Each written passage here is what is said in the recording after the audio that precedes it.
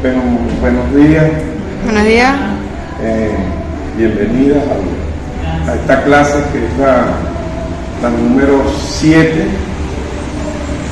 de 9 que vamos a tener. O sea que ya estamos terminando, nos faltarían 2 clases. La del próximo viernes y la del siguiente, creo que el 13 de diciembre. Como me han preguntado, aunque eso se lo envié yo en el acuerdo de aprendizaje que acordamos el primer día de clase, yo las voy a evaluar a ustedes con un ensayo que me van a enviar, que va donde ustedes van a colocar los aprendizajes que obtuvieron en las 9 clases. Por eso que yo les sugerí que para que fuera más fácil para ustedes,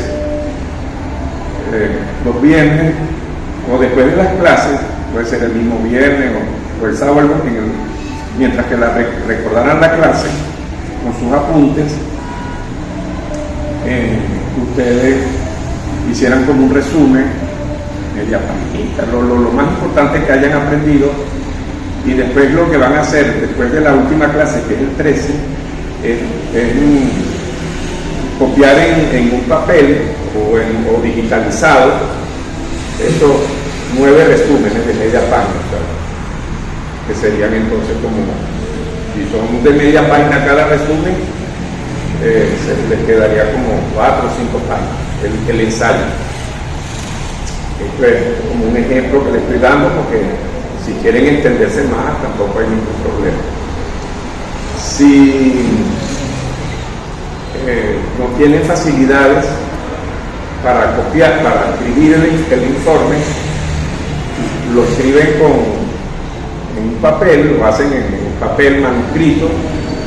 Traten de usar un bolígrafo negro para que con el celular le saquen foto y entonces me mandan el informe fotografiado.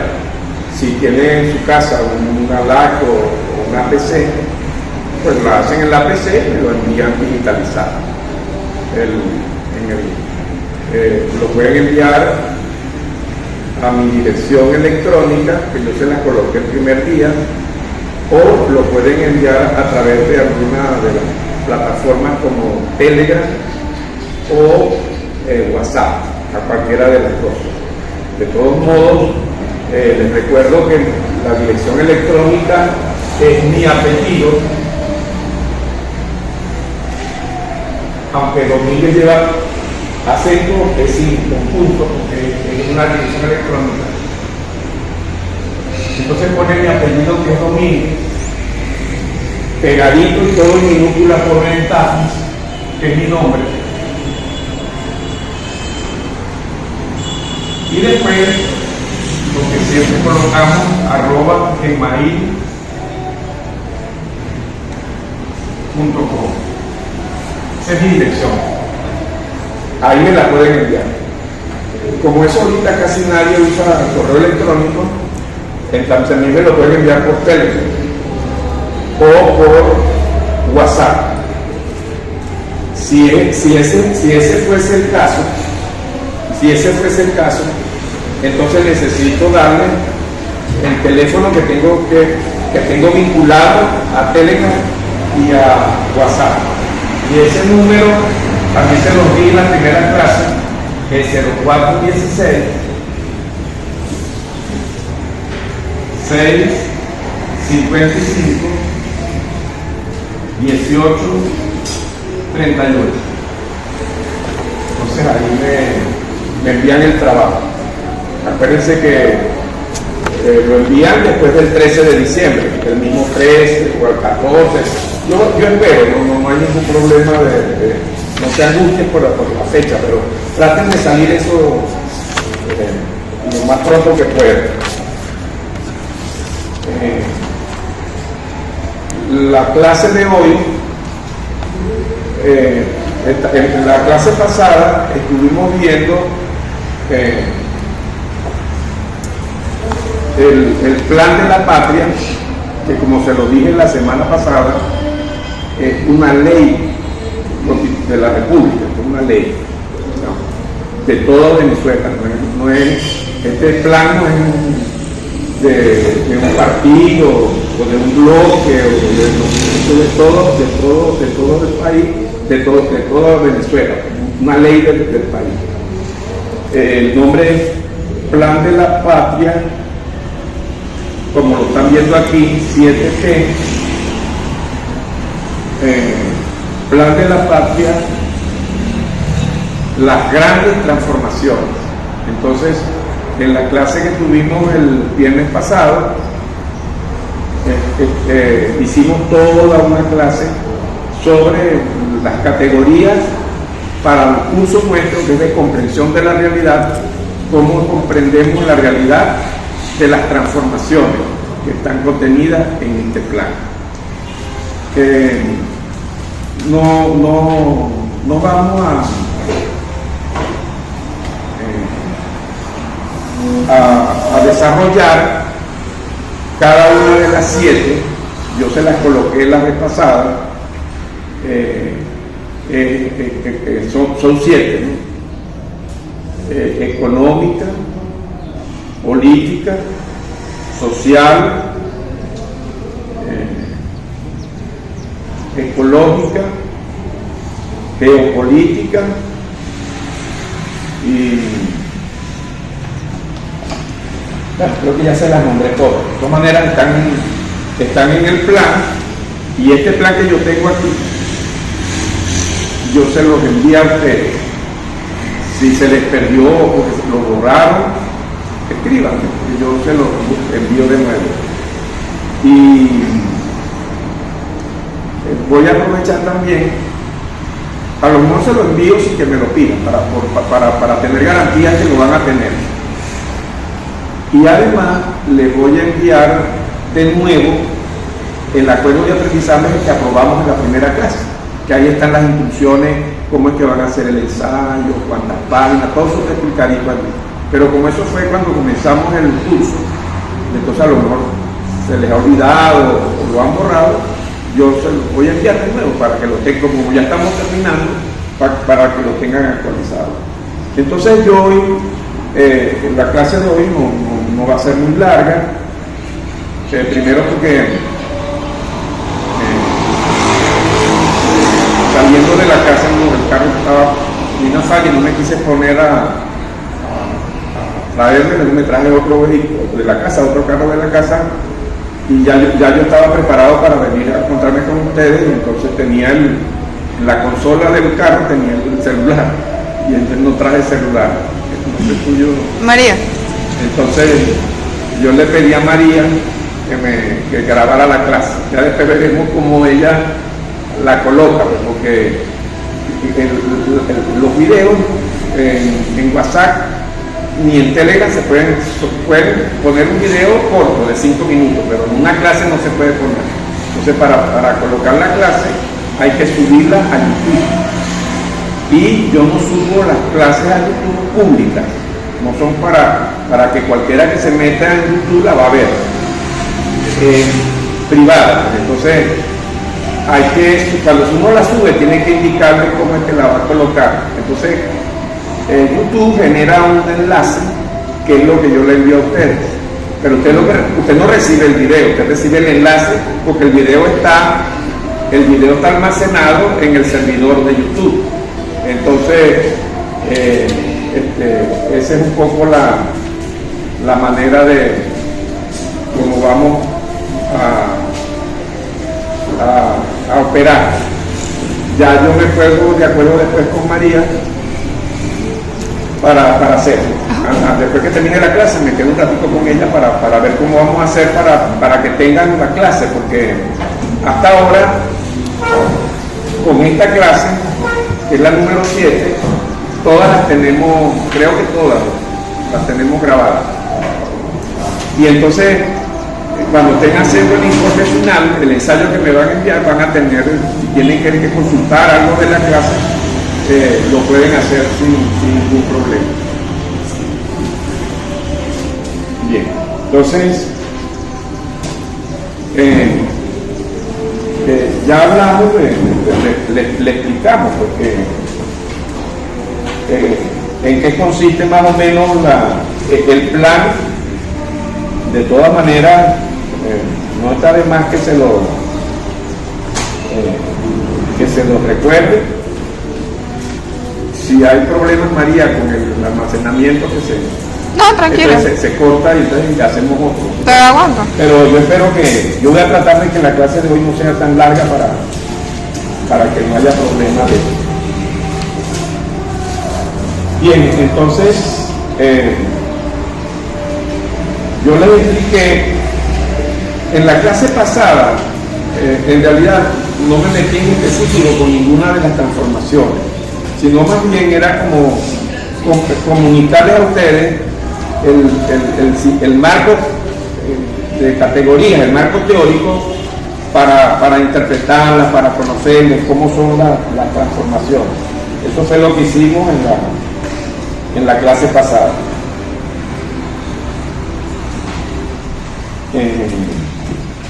Entonces hoy estas 7 transformaciones están numeradas. La primera, por ejemplo, es la económica, y la última, la número 1, y la número 7 es la geopolítica. Entonces, como un ejemplo, en la clase de hoy vamos a hablar de la geopolítica. Es decir, vamos a comenzar por la última transformación que aparece aquí en el plan, que sería la número 7, que es la geopolítica.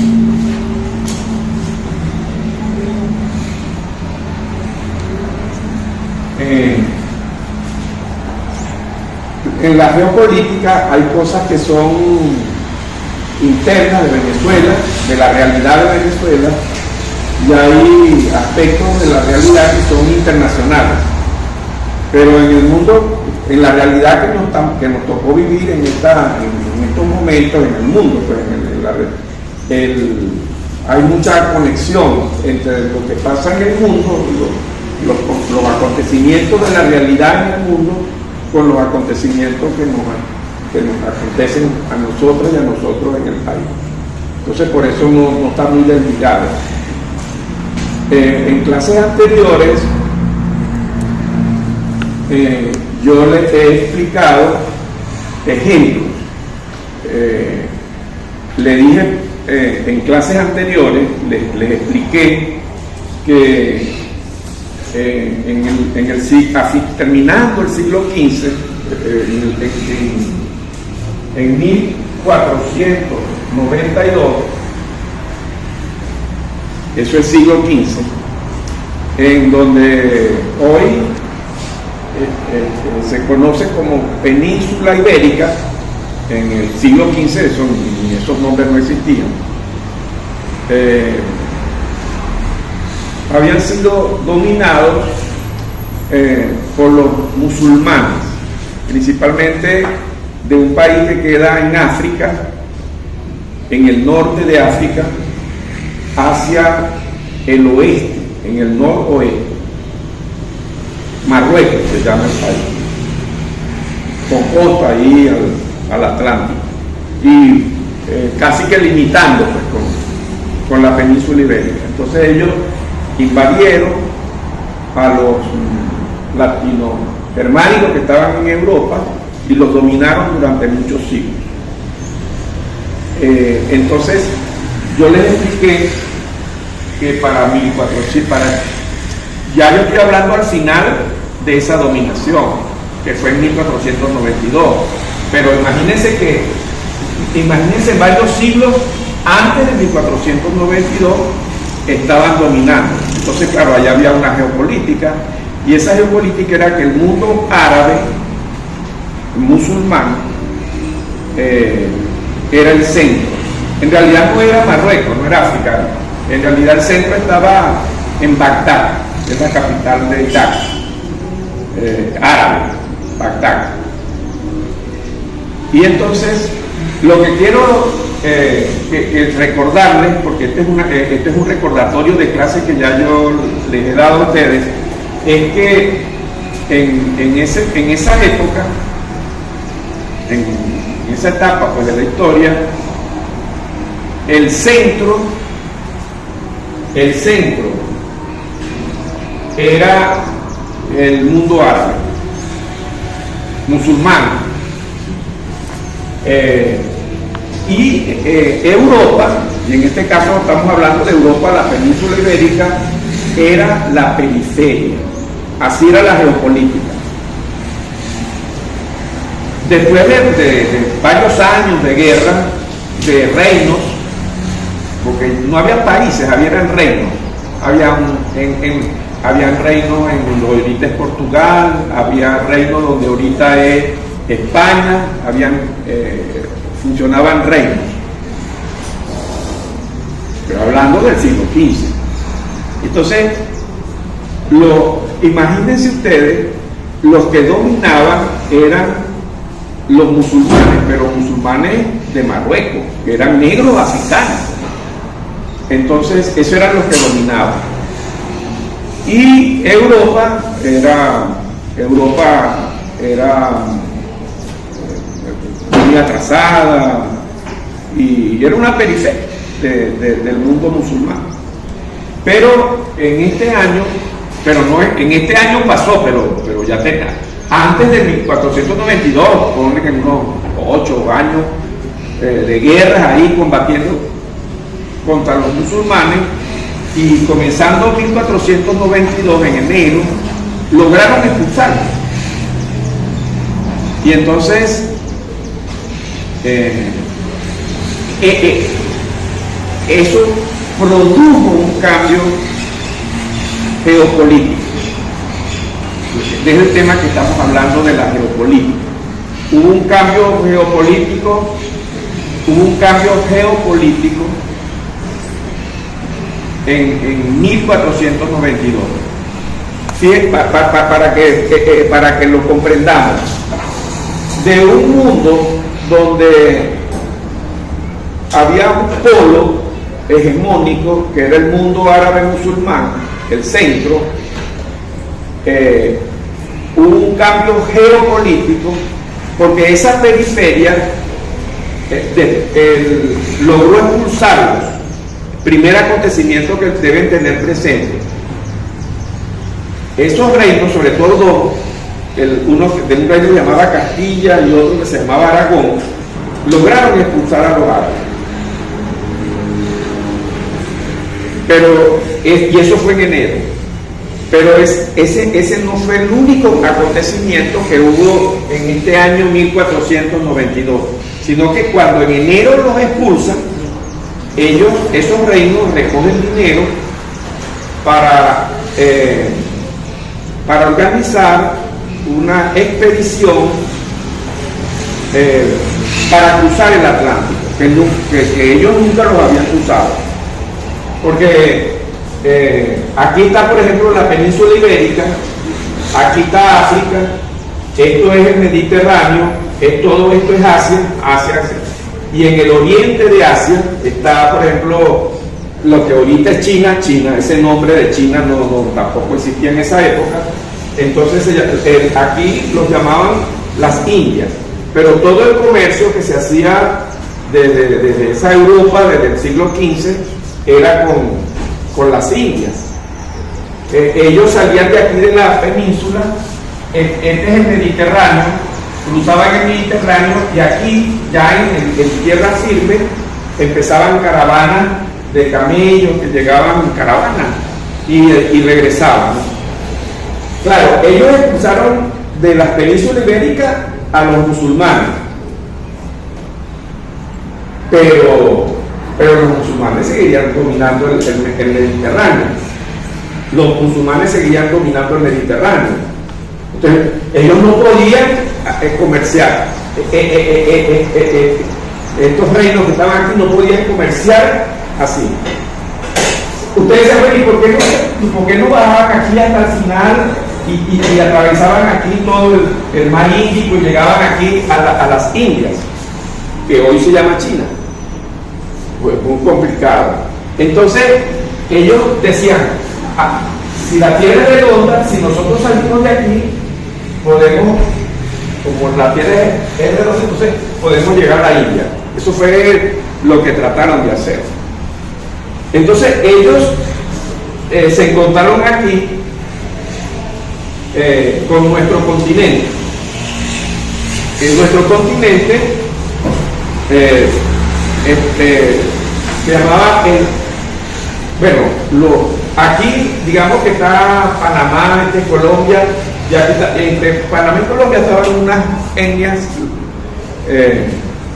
los punos, que eran etnias que ellos en su lenguaje, cuando le preguntaban que cómo se llamaba esto en nuestro continente, ellos le decían Abya Yala, el Abya Yala. Entonces ellos se encontraron con el Abya Yala. Claro, ellos que estaban muy perdidos creían que ya habían llegado aquí a las Indias, y por eso entonces cuando llegan a la Abya Yala, a los habitantes que están allí le dicen indios, creyendo que habían llegado a las Indias. Y porque mucho tiempo Colón, que presidió la primera expedición, murió creyendo que eran las Indias. Nada más para que ustedes sepan. Entonces, retomando un poco después de estas anécdotas que les estoy contando de la historia mundial, entonces hubo un cambio geopolítico. El mundo era unipolar, porque tenía un polo. En realidad no, yo dije mundo ahorita, quiero corregirlo para que lo tengan presente. En esa época esa noción de mundo no existía. Entonces, digamos, las regiones que comprendían África, Asia y la Europa latino-germánica, esas regiones, que había relaciones entre esas regiones también, era lo que existía, no mundo realmente, porque el mundo, cuando abarca todo el mundo, es después cuando ellos invaden el continente, y ahí sí podemos hablar de sistema mundo. Pero en la realidad, en este curso que es comprensión de la realidad, para comprender esa realidad histórica, era un ámbito interregional que era unipolar, donde el centro era el mundo árabe musulmán, eran musulmanes, y Europa era la periferia. Pero en 1492, como ya les he explicado, hubo un vuelco, porque expulsan a los árabes de la península, y además ese mismo año financian una expedición que se encuentran con nuestro continente, con el Abya Yala, y entonces se inicia, hay un cambio geopolítico, porque entonces la península ibérica, donde estaban varias potencias, estaba España, al lado estaba Portugal, entonces estas potencias se convierten en centros. Ellos eran periferias, pero en 1492 se convierten en centros, y nosotros y nosotras en el Abya Yala nos convierten en periferia, y entonces se inicia una nueva edad de la historia, un nuevo periodo de la historia que nosotros llamamos, ese periodo lo llamamos moderno colonial, lo llamamos así, colonial. Un solo concepto, si quieren cuando lo colocan pegado con una sola palabra, moderno, un guioncito colonial, porque no hay modernidad sin colonialidad, no hay colonialidad sin modernidad. El sistema que inicia, el sistema económico, por ejemplo, que es la primera transformación del Plan de la Patria, el sistema económico de ese cambio geopolítico es el capitalismo. Pero para que apareciera el capitalismo había que tener una acumulación original, que se llama acumulación originaria. Esa acumulación fueron toneladas de oro y de plata que despojaron a nuestro continente, y así fue como nació el capital. El capitalismo sin el Abya Yala no existiera. Y lo que quiero decir es que no podemos, ellos sí lo desconectan, la visión colonialista de ellos no nombran, ellos no van a decir, este periodo se llama modernidad colonial, eso se llama modernidad, pero no, es colonialidad. Entonces, ese cambio que hubo aquí geopolítico, no fue, en realidad, con esa expedición que comenzó hace 532 años, ahorita se cumplieron el pasado el 12 de octubre, ellos se cumplieron hace 532 años, ese cambio que se produjo fue muy importante y bueno, sigue incidiendo todavía porque seguimos en ese periodo. Ya yo les expliqué, entonces queremos repasarlo porque esto es muy importante que lo tengamos presente para poder entender todo lo que tiene que ver con el curso nuestro de sobre comprensión de la realidad, que a raíz de esa situación que se presenta, lo que quiero llamar la atención, que lo que se impone es un sistema civilizatorio, pero en el resto del planeta habían varios sistemas civilizatorios. El de la Abya Yala era uno más. De hecho, el sistema civilizatorio de la Abya Yala era, pero con mucho más desarrollado que el que tenían los invasores. La cultura azteca, por ejemplo, la maya, la inca, aquí mismo en Venezuela, el Paraguay, eran culturas muy desarrolladas. Ellos eran muy atrasados, las ciudades pequeñas. Nosotros teníamos en el Abya Yala ciudades, estoy hablando de hace de más de 500 años, ciudades de más de 10.000 habitantes, de conocimientos muy grandes, pues, muy desarrollados en tecnología, medicina,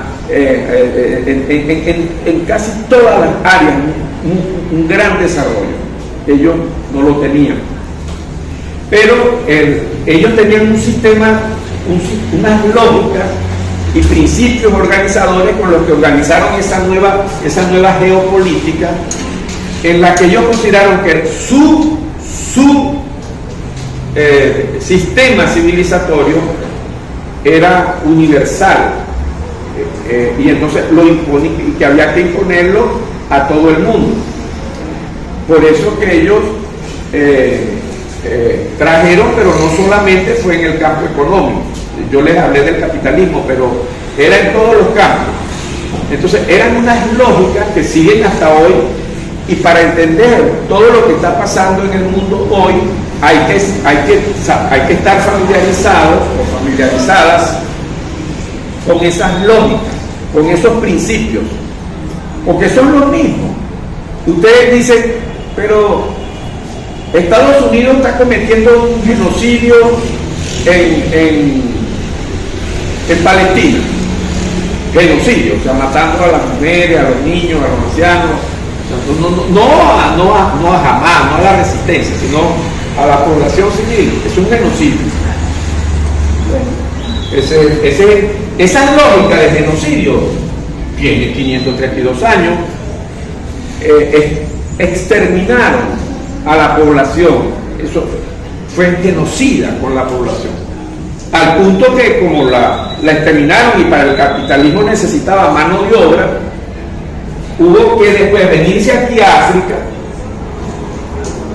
capturar a la población, a los pueblos africanos, llevarlos contra sus encadenados, esclavizarlos y repoblar con pueblos africanos el continente, que lo habían prácticamente exterminado por esa política de genocidio. Entonces, yo no les voy a decir todas las lógicas. Les voy a decir algunas para que tengan una idea. Una es esa lógica, la primera que les nombré fue colonial, no existía colonialismo.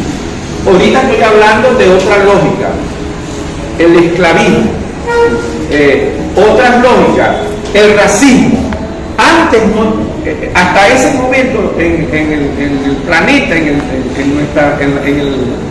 en la realidad del planeta no se conocía el racismo. Aparece por primera vez con este cambio geopolítico, el racismo. No solamente el feminicidio, el matar a las mujeres por razones de género. Eso forma parte de su lógica. Y usted dirá, ¿y cómo viene esa lógica? Porque ellos impusieron, el Aveyalala tenía sus propias religiones, su religión. Ellos traían una religión que era la cristiandad. Y aquí quiero, porque esto es importante, a veces se hace largo, es porque como a nosotros nos han explicado una historia que es falsa, como es científica, puras mentiras, entonces tenemos que tener, yo quiero que por lo menos a partir de esta clase ustedes sean capaces de distinguir entre lo que es el cristianismo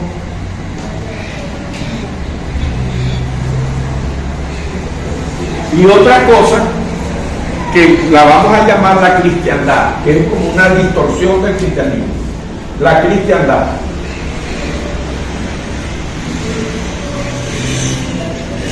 Entonces, el cristianismo es una teología de la liberación, pero la cristiandad es una teología de la dominación. Y esa teología se expresa a través de las lógicas patriarcales de la cristiandad. Entonces, son lógicas y principios de organización de la cristiandad. Entonces hemos dicho colonialismo, hemos dicho genocidio, voy a decirlo como lógica o principios de organización genocidas, colonialistas, patriarcales que vienen de la cristiandad, que es de dominación. Y hay una que es muy importante, que es la que quiero que no olviden, que es que no solamente es genocida, feminicida, sino que es también episteme. Episteme es una palabra que en griego significa conocimiento. Entonces, se las tengo que colocar porque seguramente en la literatura, que en los libros que ustedes revisen van a encontrarla. Entonces, le vamos a poner epistemicida. Fíjense todo lo que hemos puesto: colonialista, genocida, feminicida. Entonces, estamos añadiendo esta, y como ya yo le dije que esto es conocimiento, epistemicida es que mata el conocimiento. Entonces, les dije que estas eran culturas muy desarrolladas que teníamos en el Aveyalala para finales del siglo XV. Entonces ellos mataron eso, o sea, quemaron, para decirlo metafóricamente, todas las bibliotecas de los aztecas, de los mayas, esas las quemaron. Eso lo van a encontrar cuando lo lean en los libros, en la bibliografía, en la literatura. Los códices, se llama así, destruyeron los códices. Para darles un ejemplo, y con eso termino, los mayas tenían un calendario. Ustedes no se imaginan con la precisión que tenían para las predicciones de los eclipses de luna, los eclipses lunares, de los eclipses solares, inclusive para fenómenos atmosféricos. Un gran desarrollo. Y cómo llegaron los mayas, cómo llegaron los aztecas, cómo llegaron los incas, cómo llegaron los arahuaquis en nuestro continente Venezuela, en nuestro país Venezuela, o sea, no lo sabemos. cómo llegaron a ese desarrollo que tenían. O sea, ¿por qué? ¿Y por qué no lo sabemos?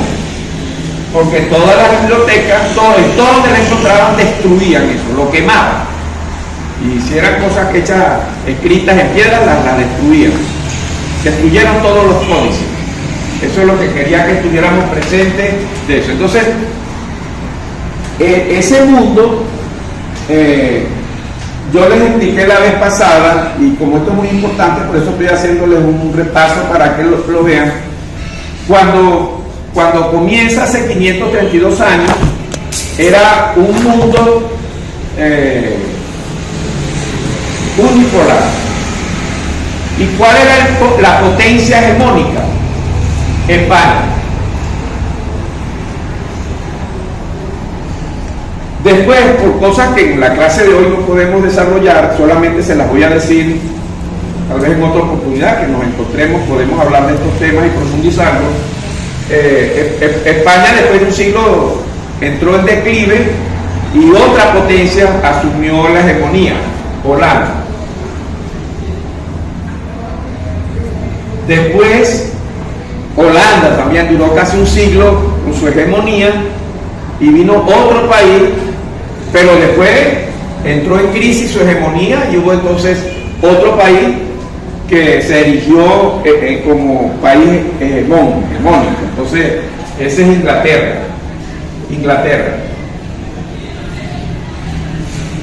Inglaterra duró muchos años. Bueno, todos duraron casi un siglo.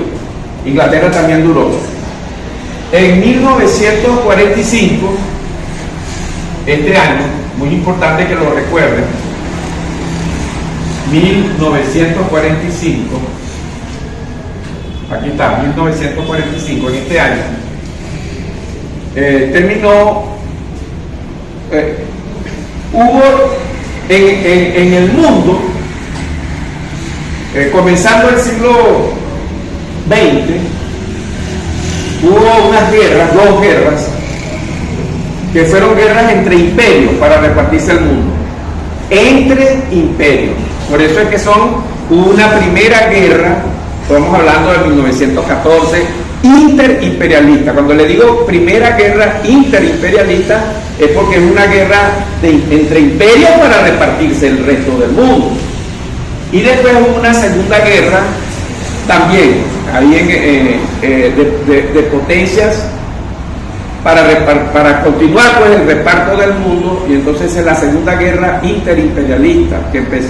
Esa segunda guerra comenzó en 1939 y terminó en 1945. Entonces la geopolítica que teníamos para 1945 era las potencias devastadas que entraban en guerra.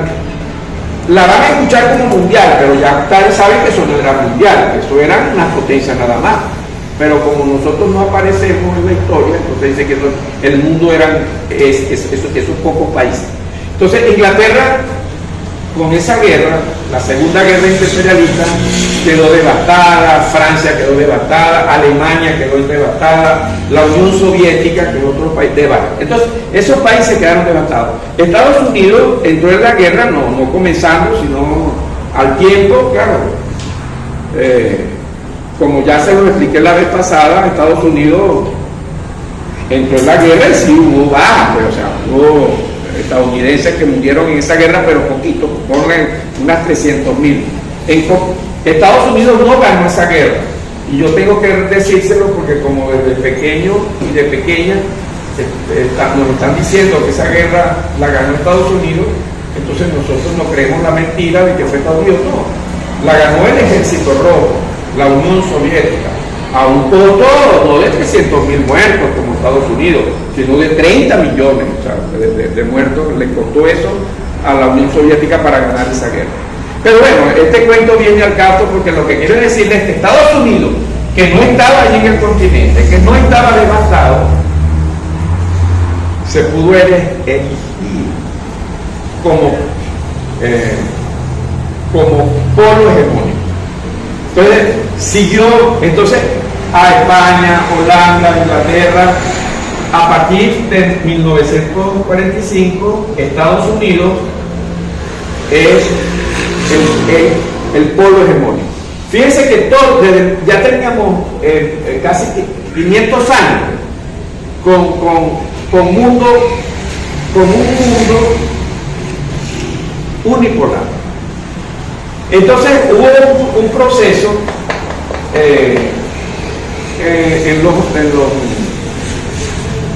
en los 90, comenzó tal vez en los 80, pero hubo dos acontecimientos muy importantes, que fue la guerra en Irak en el 2003 y la guerra de Afganistán de Estados Unidos, que eran potencias.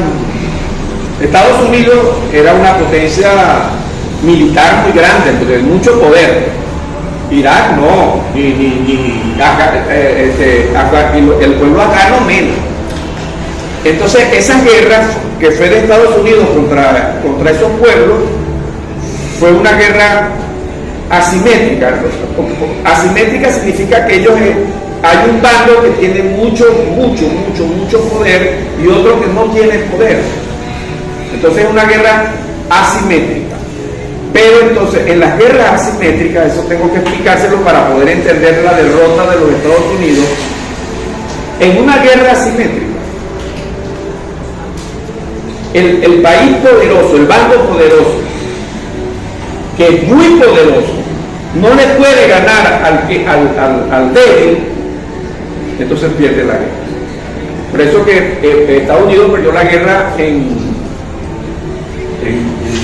Irak y perdió la guerra en Afganistán. Pero estoy explicando, es nada más eso es apenas un ápice de todo el proceso para entender la crisis de hegemonía que tuvo Estados Unidos. Pero bueno, lo cierto es que Estados Unidos perdió la hegemonía. Entró como había pasado en la historia. Las hegemonías no son eternas, no es que son eternas, o sea, las hegemonías son temporales. Entonces perdió la hegemonía. Entonces cuando Estados Unidos pierde la hegemonía, entonces se empiezan a hacer cosas para ellos de una manera ilusa, una ilusión que se hace. Creen que pueden, haciendo esas cosas, pueden otra vez restablecer la hegemonía, volver a ser un país hegemónico. No lo van a hacer. Pero bueno, pero a raíz de eso, entonces entran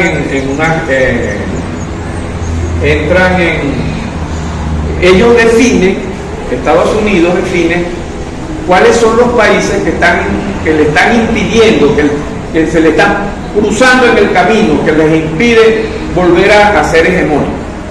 Y entonces ellos dicen, bueno, China, porque China tenía ya la primera economía del mundo. Rusia, porque Rusia era el país que ya había, a lo largo de estos años, hasta hoy día, había logrado alcanzar la supremacía militar y en otros campos, pero la militar era lo que más le afectaba. Irán no es un país persa, no es un país árabe, es un país persa, porque Irán tenía mucha importancia en el Asia. El continente asiático, imagínate que este es el continente asiático. Bueno, así es el continente asiático. Entonces aquí está China. Y aquí están otros países, como por ejemplo Yemen, Arabia Saudita, Siria, Palestina. Todos esos países están aquí. Entonces, este es el oriente. Y este es el oriente. El este. El oriente es el mismo el este. El este y este es el occidente, que es el oeste. Entonces, esto es el oriente de Asia. El oriente de Asia es este. Y es que estos países que le acabo de nombrar, Yemen, Líbano, Siria, Palestina, Israel,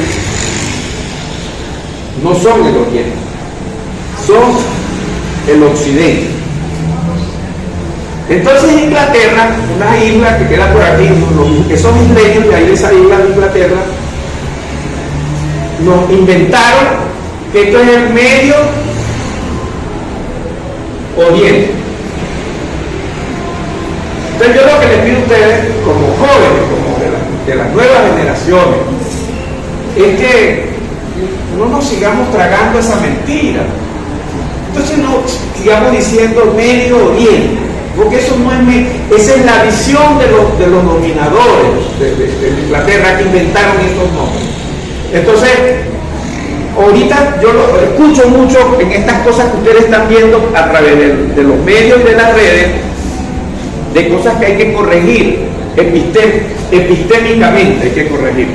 Por ejemplo, no se pongan a decir como nos hacen repetir que hubo una primera guerra mundial, una segunda. No fueron guerras mundiales. Nada nos cuesta decir fueron guerras imperialistas. No nos pongamos a decir que estas guerras que hay Occidente, porque nosotros también somos Occidente, no es Occidente, es Estados Unidos, hay que decir Estados Unidos. El problema con Occidente, de Rusia como el de Occidente, ¿cómo es eso de que la guerra que hay que se está significando en Ucrania es una guerra de Rusia con el Occidente? Eso no es ningún Occidente. Esa guerra es una guerra de Estados Unidos, y claro, Estados Unidos tiene unos vasallos que es Inglaterra, Francia, Alemania y otros países que son sus vasallos, España, que son sus vasallos, pero eso no es Occidente. Entonces tampoco digamos que la guerra que hay ahorita significándose en Palestina, que la está haciendo Estados Unidos en Palestina. Entonces, cosas que tenemos que corregir en este curso, que nosotros queremos, si por lo menos esto lo aprendemos en este curso, que ustedes están iniciando su carrera en la universidad, bueno, yo me voy satisfecho del esfuerzo que hemos hecho para si entendemos eso, que no se trata, si entendemos que lo que está pasando en el mundo, no nos comemos las mentiras de que hay una guerra de Ucrania. Entonces, los medios y las redes pretenden meternos la mentira, y uno lo que estoy aprendiendo para que no las traguemos, que esa guerra es una guerra de Ucrania contra Rusia. No, es una guerra en Ucrania. Es cierto, es en Ucrania, pero no es de Ucrania, es de Estados Unidos. Es Estados Unidos contra Rusia. Aquí en el occidente de Asia, no estoy diciendo Medio Oriente, en el occidente de Asia, en Palestina, esa guerra no es de Israel, es de Estados Unidos, que se escenifica, que se ocurre en Israel. Es en Israel, es en Palestina, pero no es de Israel, sino de Estados Unidos. Israel, claro que cuenta, pero Israel es un vasallo. Israel es el país que tiene Estados Unidos para dominar esta parte que es más llamada Medio Oriente, para dominar Israel y para hacerle contrapeso a Irán, que ya le expliqué la importancia que tiene en esta zona. Entonces, eso es un poco lo que, si aprovechamos este curso para comprender esta realidad, lo hacemos. Y ¿cuántos minutos llevamos, María? 49. Sí, ya me pasé. Incluso quiero ir cerrando, voy a cerrar la clase con algo que pasó la semana pasada. La semana pasada hubo un acontecimiento que que yo quiero ponérselo porque es muy importante que lo tengamos en este curso nuestro sobre comprensión de la realidad. Que vamos a borrar un poquito más para explicar. Con esto vamos a terminar. Yo incluso traje la Constitución porque iba a hablarles de la Constitución, de la parte de la Constitución que es sobre la economía, que quería hablarles, explicarles un poco las categorías que hay que saberlas, pero ya no puedo, ya voy a terminar nada más con esto que estoy, realmente lo que voy es a cerrar la clase nada más con un solo punto que sobre la geopolítica. Entonces, lo que quería resaltar en esta clase es que la semana pasada Rusia lanzó un misil, que la palabra se llama así, misil,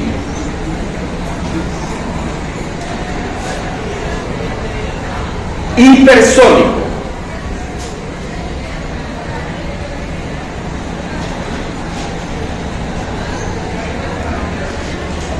Esa era un arma que la tenía, son armas nuevas, ¿no?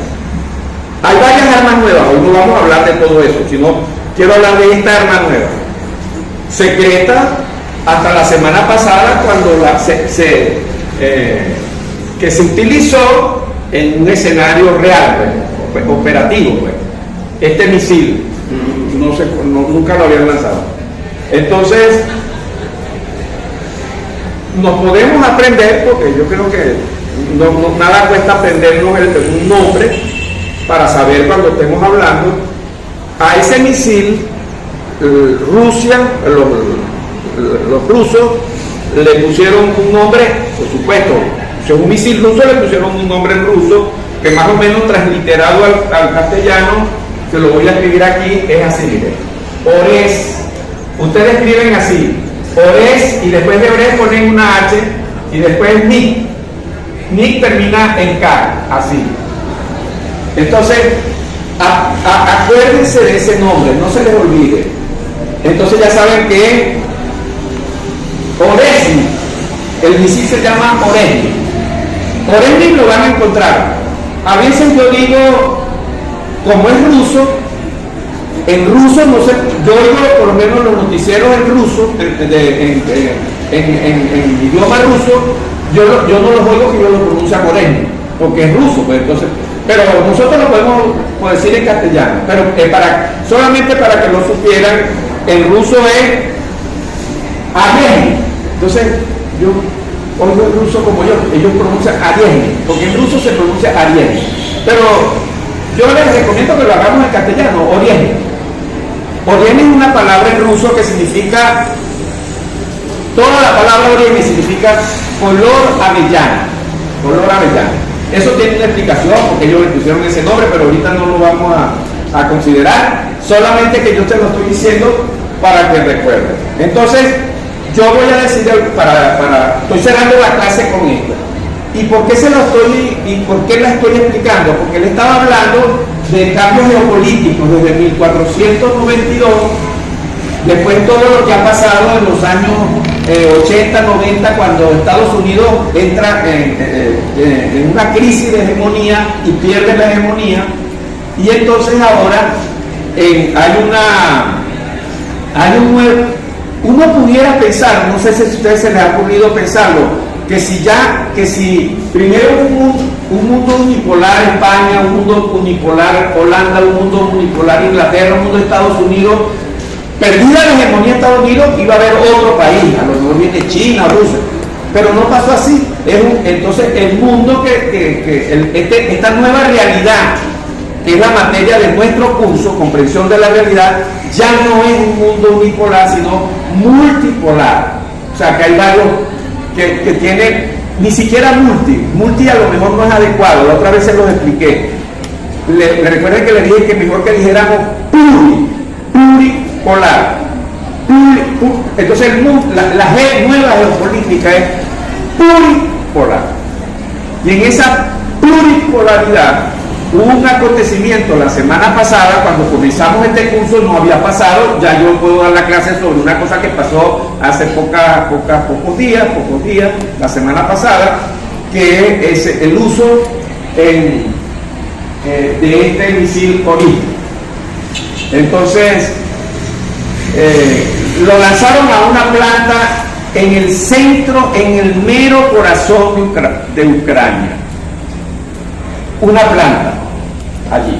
Entonces yo les quería decir algunas cosas que posiblemente no es fácil que la consigan, porque no es porque no se pueda conseguir, sino porque aquí vienen muchas cosas de mentiras y entonces este curso es para ir develando las mentiras de los medios y de las redes de Estados Unidos. Entonces, no le voy a decir todo, pero algunas características para terminar. Entonces, la primera es que el misil es una cosa así. Imagínense así es el misil. Y aquí contiene estos son las ojivas. Y entonces el Oresnik tiene varias ojivas, como una docena de ojivas. Y cada una de estas ojivas, primero, el primer punto que yo quería plantearles era que, y por supuesto que no hay, este misil no tiene análogo. Estados Unidos no lo tiene, ni lo tendrá, no sé por cuántos años. Puede ser que China e Irán lo tengan, pero no nos consta. Lo que a mí me consta, porque son los hechos que estamos trabajando en este curso, es que porque ya ha sido utilizado en combate la semana pasada. Entonces ya no estoy hablando, echando cuentos ni especulaciones. Entonces, lo que quería que quedara claro es que ese misil no tiene análogo en el mundo, ni lo tendrá, por lo menos a corto plazo. Le estaba diciendo que tiene como una docena de ojivas. Esas ojivas son autoguiadas, o sea, es como si tuviera 12 misiles más, porque ellas mismas son independientes. Auto significa ellas mismas se pueden guiar. Luego tienen una velocidad, la velocidad que ellos tienen, la tercera, la velocidad, el tercer punto que yo estoy tratando, es una velocidad, se escribe así, más 10.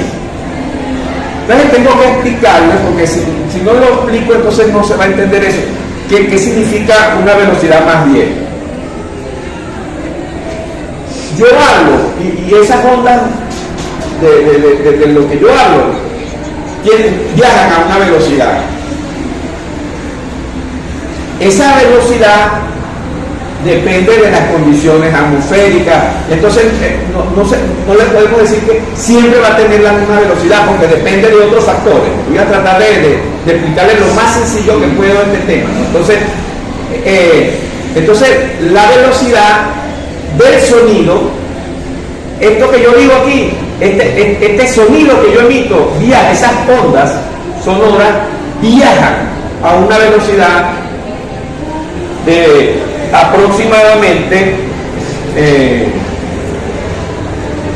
3,6 kilómetros por segundo.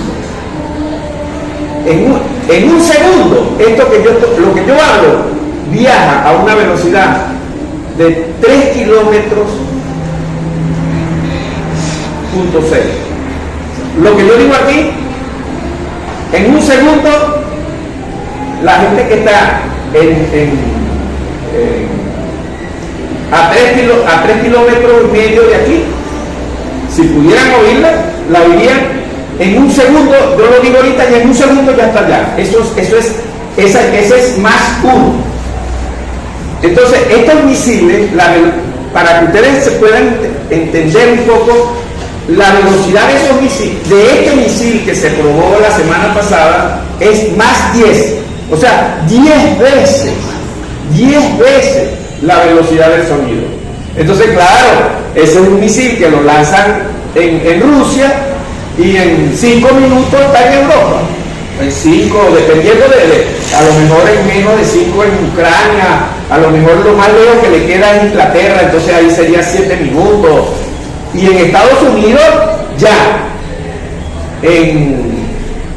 aproximadamente en 17 minutos, lanzado ya estaría allí. Eso es para que, eso no existía antes, o sea, está existiendo ahorita. Cuando comenzamos este curso, estos son temas de este curso. Yo no lo podía dar en este mismo curso, lo dictado en las ocasiones pasadas. Entonces, quedó claro en esto que era, ya le dije que el primero es esto de las 12 ojivas. Esto es, lo segundo que le dije es que las ojivas son autoguiadas. Y tercero, que eran más 10. Hay misiles, yo no lo, o sea, habla la literatura que hay hasta de 12 más. Bueno, pero yo estoy hablando de uno que ya se hizo, que se probó el combate y tenía 10 más. Lo otro es que soporta grandes temperaturas, porque para que un misil viaje a esa velocidad, eso tiene que generar muy altas temperaturas. Entonces, tienen que haber descubierto materiales o cosas, cómo soportar grandes temperaturas. Entonces, ¿qué temperatura soportan estos materiales con que se construyeron estos misiles? Soportan 4.000 grados. 4.000 grados. Nada más para que ustedes vean lo exagerado que es eso, que la temperatura del Sol es de 6.000 grados. Bueno, el Sol genera una temperatura de 6.000 grados. Bueno, esto genera una temperatura, soporta una temperatura de 4.000 grados. El Sol de 6.000, bueno, yo les dije 6.000 es porque estoy dando una clase y en realidad son 5.700 grados, si lo ven en los libros, pero yo lo redondeo a 6.000, pero es para explicar la clase. Luego alcanzan, como cuando ellos se lanzan, ellos se salen de la atmósfera, vuelven a entrar y cuando vienen en forma así como vertical. Y entonces logran, en este que lanzaron, no lo van a creer. Uno aquí en esta ojiva puede poner explosivos convencionales, TNT, pueden poner explosivos normales, TNT, pueden poner cuestiones nucleares ahí. Pero ese que lanzaron la semana pasada, por supuesto, no iba a tener nada nuclear, inclusive capaz de ir a hacer una explosión nuclear allí, que eso es muy contaminante. Ni siquiera, no lo van a creer, ni siquiera tenía explosivos convencionales, o sea, no tenían nada, eran vacíos los ojivas, esto estaba vacío, eso que lanzaron la semana pasada. Imagínense ustedes si estuvieran con explosivos, con carga. Estaban las ojivas, pero vacías, no había nada, no tenían carga explosiva. Y nada más, escuchen bien, con la energía a esas velocidades, con la energía cinética con que penetró ahí la planta militar en Ucrania, eso llegó a profundidades, como imagínense ustedes, algo que estaba construido como 5, 6, 8 pisos por debajo de la tierra. Llegó ahí y como son temperaturas, le estoy hablando de 4.000 grados, todo lo que está ahí, eso se volvió polvo. Entonces, lo que quiero decir que en esta clase que es sobre geopolítica, ha habido un cambio de geopolítica, y eso tenemos que entenderlo y tenerlo presente. Es decir, porque antes decían, bueno, vamos a tirar una bomba atómica y si tenemos que matar a todo el mundo, los matamos, porque nosotros tenemos unos búnkeres a 10 metros y ahí vamos a estar protegidos y no nos va a pasar nada. Eso que antes funcionaba geopolíticamente así, ya no es. Pero ya no es desde hace 3 días atrás. no le podía dar la clase cuando comenzamos, porque no había sido todavía aprobado en la operación de esos misiles en combate, como sucedió hace pocos días. Entonces, claro, yo tengo que dar en la clase esto nuevo que apareció para que ustedes sepan que ya ellos no se van a salvar, que Estados Unidos lance una bomba atómica, porque a ellos les va a llegar una bomba atómica, y aunque estén escondidos a 12 metros bajo tierra, ahí les va a llegar esta coloravellana Orezmi, les va a llegar ahí y los va a volver polvo. Entonces, para no seguir escribiendo, nada más les voy a decir las cosas que había preparado para ustedes. Ya les dije docenas de ojivas, les dije unidades autoguiadas, las ojivas que operan como unidades autoguiadas, le hablé de la velocidad más 10, entonces, pero le digo, le doy en la clase velocidad más 10 y no explico todo, y eso que no lo he explicado todo, porque ¿de dónde viene esa palabra más? Esa palabra viene de él nació en esa época, cuando él nació en 1838, donde ahorita es la República Checa. Eso no se llamaba en 1838, sino el Imperio Austríaco. Él nació ahí, en el Imperio Austríaco.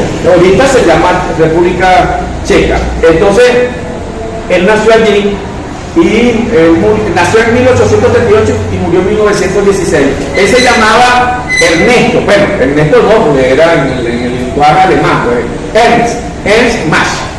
Y él fue el que propuso esta unidad de medida del sonido. Por eso que se llama Mach. Y entonces él colocó como en la escala, la primera escala es 1, que es la velocidad del sonido, que ya yo les dije que eran 3.700 kilómetros por segundo. Ese es Mach 1. Y imagínense lo que significa Mach 10. Eso también tiene cálculo, pero no las voy a aburrir a ustedes con esas especificaciones.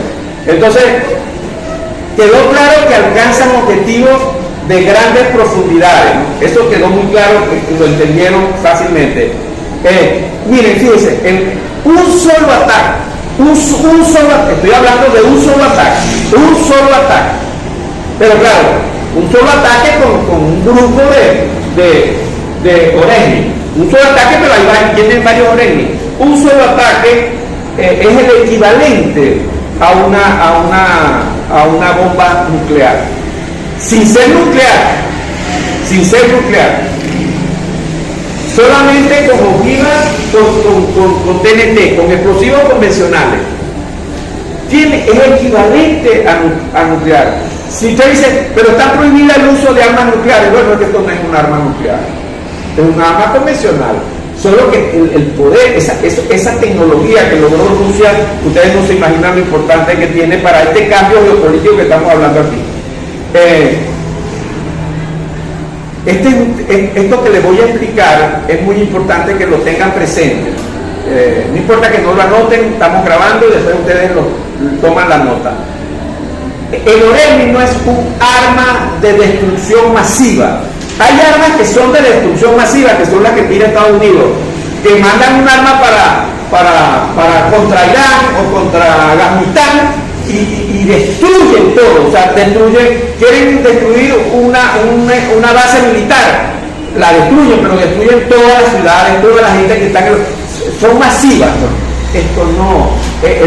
Esta tecnología, el Orezmi no es un arma de destrucción masiva, es de alta precisión. Esa prueba que hubo hace 3 días, se metió así como volvió polvo, sin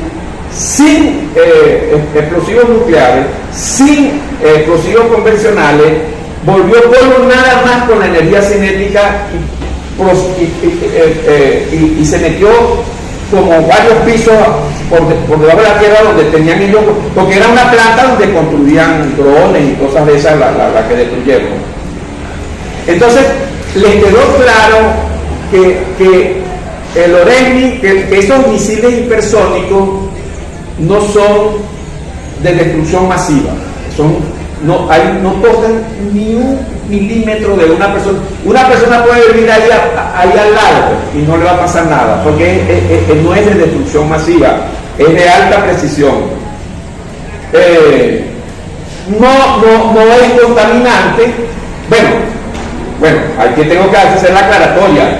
No es contaminante si no tiene carga nuclear. Porque si tiene hay cosas atómicas, claro, es contaminante, pero digamos que el misil en sí no es contaminante, porque si tú le colocas carga, digamos, convencional, de TNT, ustedes dirán, ¿y por qué Estados Unidos no tiene estos misiles? ¿Por qué no? Porque no los ha podido tener. Y aquí entonces tengo que echarle otro cuento, que es el siguiente.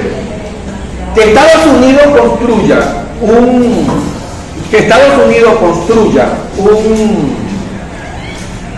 un misil hipersónico, lo puede hacer, porque eso no es difícil, sino que no lo puede construir es porque no basta que sea hipersónico, sino que tiene que ser maniobrado a velocidades hipersónicas.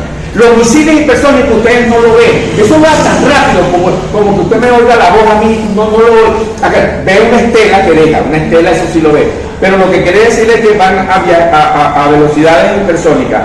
Entonces, y ya le dije que todo lo que cuenta en su radio de acción, ese era el 10 puntos, yo no lo tuve porque estoy muy impresionado con el tiempo y no quiero, bueno, ya yo veo que se están levantando porque además ya me pasé de la hora, llevo 9 minutos más, debía haber terminado a las 8:30, ya faltan, son las 9:39, entonces ya me pasé 9 minutos, gracias por la paciencia que me tuvieron y bueno, y las espero entonces el próximo viernes, muchas gracias.